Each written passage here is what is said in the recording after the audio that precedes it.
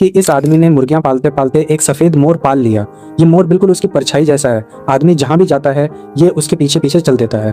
कई साल पहले आदमी का व्यापार फेल हो गया था। मजबूरी में उसे गांव लौटकर मुर्गियां पालनी पड़ी। तभी एक दिन उसने एक अजीब सा चूजा देखा।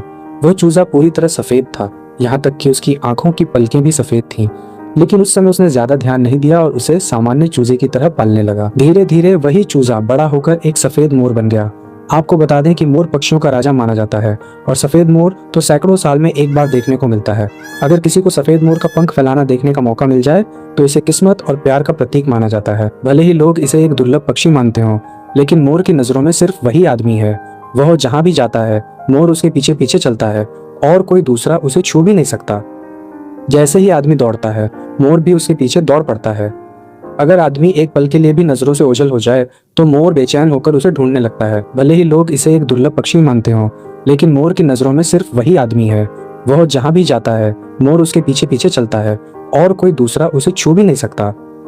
वो जो भी खाता है मोर भी वही खाता है। इसी लाड़ प्यार में मोर की एक बुरी आदत भी बन गई।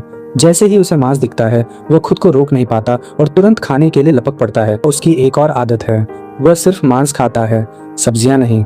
आदमी ने मांस को सब्जियों में लपेट कर दिया, लेकिन मोर ने उसे देखा तक नहीं। जैसे ही सब्जी हटाई गई वो फिर से खाने में जुट गया।